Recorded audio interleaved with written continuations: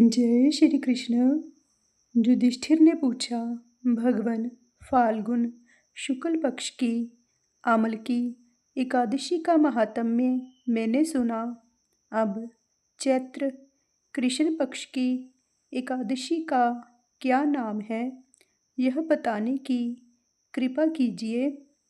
भगवान श्री कृष्ण जी बोले, राजेंद्र सुनो, मैं इस विषय में एक पापनाशक उपाख्यान सुनाऊंगा, जिसे चक्रवर्ती नरेश मानधाता के पूछने पर महर्षि लोमश ने कहा था। मानधाता बोले, भगवन, मैं लोगों के हित की इच्छा से यह सुनना चाहता हूँ कि चैत्र मास के कृष्ण पक्ष में किस नाम की एकादशी होती है, उसकी क्या विधि है तथा उससे किस फल की प्राप्ति होती है। कृपया ये सब बातें बताइए। लोमश जी ने कहा, नृपश्रेष्ठ, पूर्व काल की बात है। अप्सराओं से सेवित चैत्र रथ नामक वन में, जहाँ गंधर्वों की कन्याएं अपने किंकरों के साथ बाजे बजाती हुई विहार करती हैं, मंजूगोषा नामक अप्सरा मुनिवर मेधावी को मोहित करने के लिए गई। वे महर्षि उसी वन में रहकर ब्रह्मचर्य का पालन करते थे। मंजूघोषा मुनि के भय से आश्रम से एक कोस दूर ही ठहर गई और सुंदर ढंग से वीणा बजाती हुई मधुर गीत गाने लगी। मुनिश्रेष्ठ मेधावी घूमते हुए उधर जा निकले और उस सुंदरी अप्सरा को इस प्रकार गान करते देख सेना सहित कामदेव से परास्त होकर बरबस मोह के वशीभूत हो गए। मुनि की ऐसी अवस्था देख मंजूघोषा उनके समीप आई और वीणा नीचे रखकर उनका आलिंगन करने लगी। मेधावी भी उसके साथ रमन करने लगे। कामवश रमन करते हुए उन्हें दिन और रात का भी भान ना रहा। इस प्रकार मुनि जनोचित सदाचार का लोप करके अप्सरा के साथ रमन करते हुए उन्हें बहुत दिन व्यतीत हो गए। मंजूघोषा देवलोक में जाने को तैयार हुई। जाते समय उसने मुनिश्रेष्ठ मेधावी से कहा, ब्राह्मण, अब मुझे अपने देश जाने की आज्ञा दीजिए। मेधावी बोले, देवी, जब तक सवेरे की संध्या ना हो जाए तब तक मेरे ही पास ठहरो।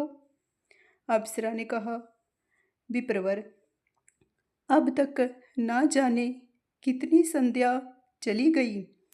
मुझ पर कृपा करके बीते हुए समय का विचार तो कीजिए। लोमश जी कहते हैं, राजन, अप्सरा की इस बात को सुनकर मेधावी के नेत्र आश्चर्य से चकित हो उठे।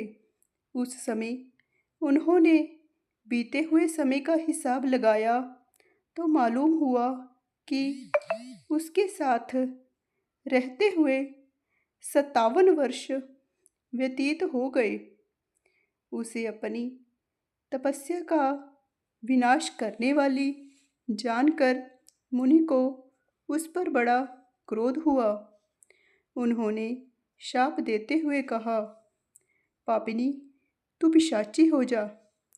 मुनि के शाप से दग्ध होकर वह विनय से नतमस्तक हो बोली, विप्रवर, मेरे शाप का उद्धार कीजिए। 7 वाक्य बोलने जा 7 पद साथ साथ चलने मात्र से ही सत्पुरुषों के साथ मैत्री हो जाती है। ब्राह्मण, मैंने तो आपके साथ अनेक वर्ष व्यतीत किए हैं, अतः स्वामिन मुझ पर कृपा कीजिए। मुनि बोले, भद्रे, मेरी बात सुनो। यह शाप से उद्धार करने वाली है, क्या करूं? तुमने मेरी बहुत बड़ी तपस्या नष्ट कर डाली है। चैत्र कृष्ण पक्ष में जो शुभ एकादशी आती है उसका नाम है पाप मोचनी। वह सब पापों का नाश करने वाली है। सुंदरी, उसी का व्रत करने पर तुम्हारी पिशाचता दूर होगी। ऐसा कहकर मेधावी अपने पिता मुनिवर चैवन के आश्रम पर गए। उन्हें आया देख चैवन ने पूछा, बेटा, यह क्या किया? तुमने तो अपने पुण्य का नाश कर डाला। मेधावी बोले, पिताजी, मैंने अप्सरा के साथ रमन करने का पातक किया है।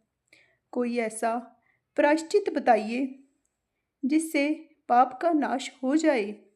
चैवन ने कहा, बेटा, चैत्र कृष्ण पक्ष में जो पाप मोचनी एकादशी होती है उसका व्रत करने पर पाप राशि का विनाश हो जाएगा।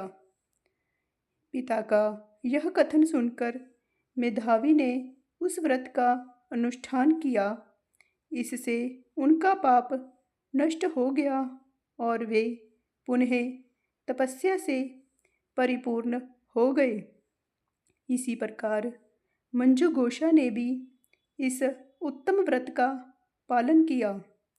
पापमोचनी एकादशी का व्रत करने के कारण वह पिशाच योनि से मुक्त हुई और दिव्य रूपधारिणी श्रेष्ठ अप्सरा होकर स्वर्गलोक में चली गई। राजन, जो श्रेष्ठ मनुष्य पापमोचनी एकादशी का व्रत करते हैं उनका सारा पाप नष्ट हो जाता है। इसको पढ़ने और सुनने से सहस्र गोदान का फल मिलता है। ब्रह्महत्या, स्वर्ण की चोरी, सुरापान और गुरुपत्नी गमन करने वाले महापातकी भी इस व्रत के करने से पाप मुक्त हो जाते हैं। यह व्रत बहुत ही पुण्यमय है। जय श्री कृष्ण।